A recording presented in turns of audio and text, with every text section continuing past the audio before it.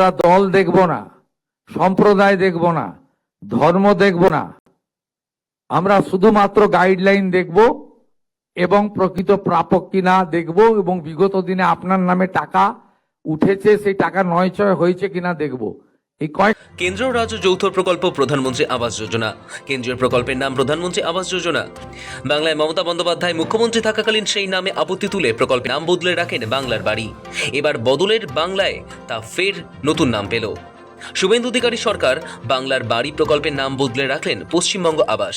যে পশ্চিমবঙ্গ নাম, আমরা পশ্চিম নামটা কোনোদিন মুছে দিতে পারি না।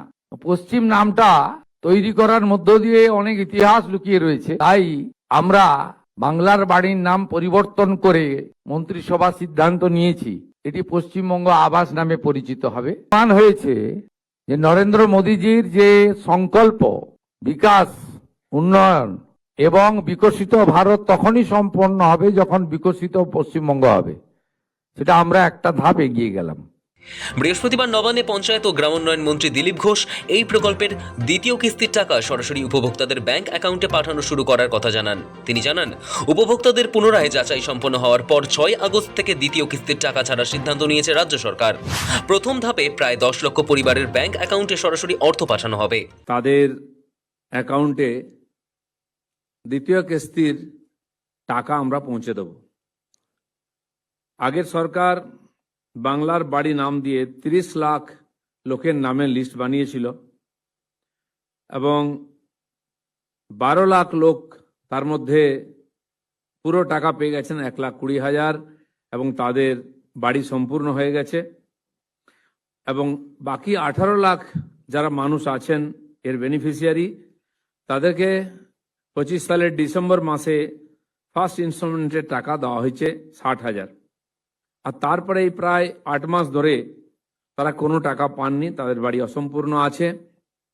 তাই আমাদের মাননীয় মুখ্যমন্ত্রীর নেতৃত্বে সরকার ডিসিশন নিয়েছে যে তাদের বাকি টাকা আমরা দিয়ে দেব।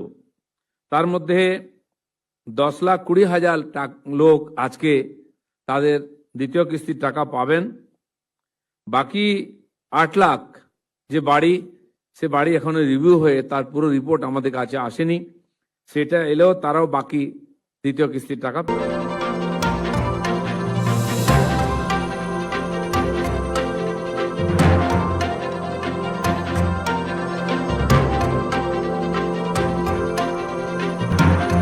ফলে দীর্ঘদিন ধরে আটকে থাকা অসমাপ্ত ঘর তৈরির কাজ ফের নতুন গতি পাবে।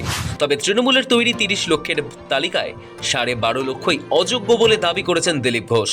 এর মধ্যে 30 লাখ লোকের যে লিস্ট যারা টাকা পেয়েছেন, তার মধ্যে 12,500 লোক এরকম আছেন যারা এই টাকা পাওয়ার অযোগ্য, বেআইনিভাবে তারা এই টাকা নিয়েছেন।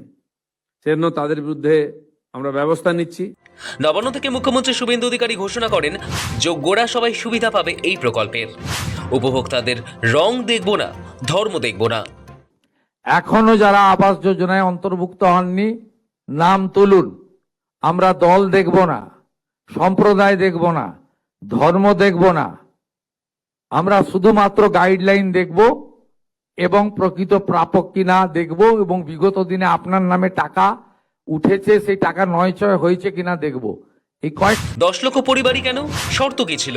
নবান্ন সূত্রে জানানো হয়েছে, প্রকল্পের নিয়ম মেনে যারা প্রথম কিস্তির টাকায় বাড়ির লিন্টার্ন পর্যন্ত নির্মাণ কাজ সম্পন্ন করেছেন তাদেরই কেবল দ্বিতীয় কিস্তির জন্য যোগ্য বলে গণ্য করা হয়েছে। এ ব্যাপারে পঞ্চায়েত সচিব উলগানাথানের নির্দেশে সম্প্রতি রাজ্য জুড়ে বিশেষ সমীক্ষা চালানো হয়। সমীক্ষার রিপোর্টে দেখা যায়, পূর্ব ঘোষিত 18 লক্ষ পরিবারের মধ্যে 10 লক্ষ পরিবার লিন্টার্ন পর্যন্ত কাজ সফলভাবে শেষ করেছেন। ফলে নিয়ম মেনে প্রথম দফায় এই 10 লক্ষ পরিবারকেই টাকা দেওয়া হচ্ছে।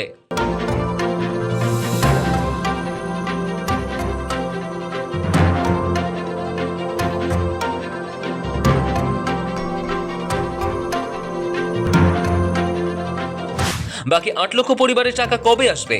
যে 8 লক্ষ পরিবার এখনো লিন্টার্ন স্তরের কাজ শেষ করতে পারেননি, তাদের চিন্তার কারণ নেই। সূত্রের খবর, নির্মাণ কাজ নির্দিষ্ট স্তর পর্যন্ত শেষ হলে পুনরায় নতুন সমীক্ষা করা হবে। সেই সমীক্ষা রিপোর্টের ভিত্তিতেই পরবর্তী ধাপে তাদের অ্যাকাউন্টে টাকা পাঠাবে নবান্ন। তবে সূত্রের দাবি, আসলে এই সংখ্যাটা 8 লক্ষ নয়। এসআইআর এর কারণে অনেকের নাম বাদ চলে গেছে। অবশ্য ট্রাইব্যুনালে যারা আবেদন করেছেন তারা টাকা পাবেন। আবার অনেক ভুয়ো আবেদনও রয়েছে, সেই সব নামও বাদ গেছে।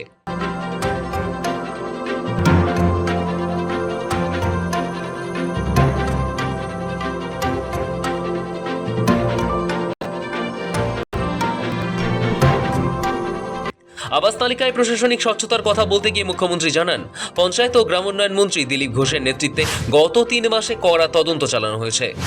এই পর্যালোচনা প্রক্রিয়ায় প্রায় 12,500 অযোগ্য আবেদনকারীকে চিহ্নিত করে তালিকা থেকে বাদ দেওয়া হয়েছে।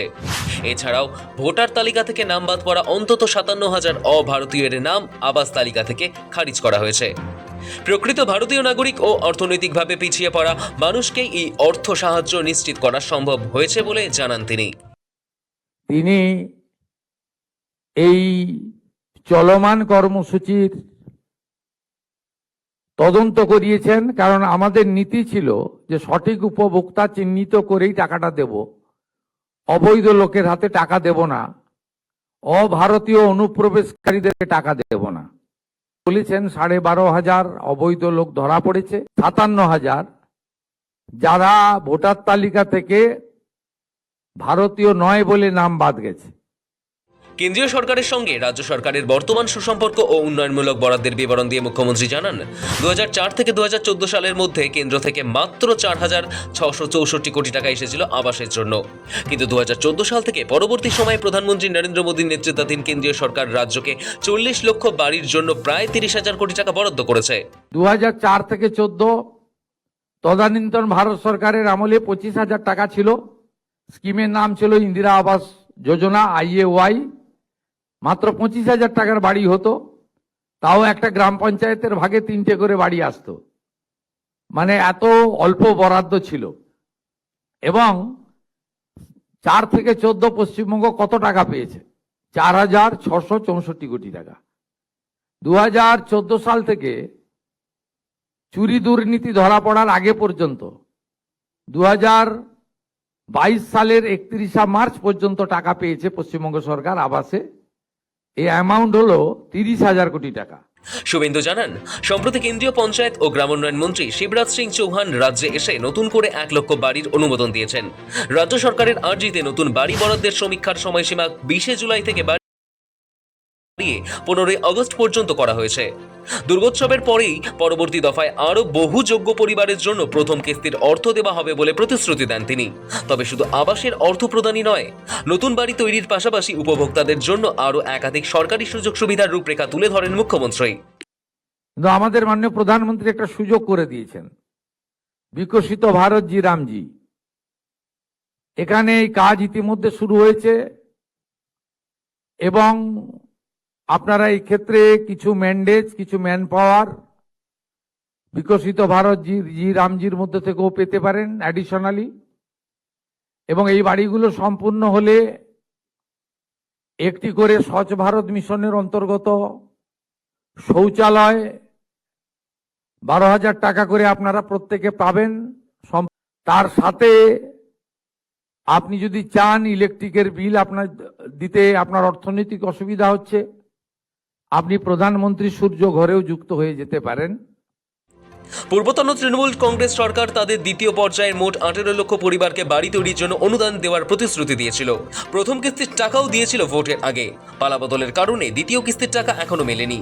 অবশেষে শুভেন্দু অধিকারী সরকার সেই অমীমাংসিত কাজের হাল ধরে নতুন সমীক্ষার পর যোগ্যদের অ্যাকাউন্টে দ্বিতীয় কিস্তির টাকা পাঠানো শুরু করেছে।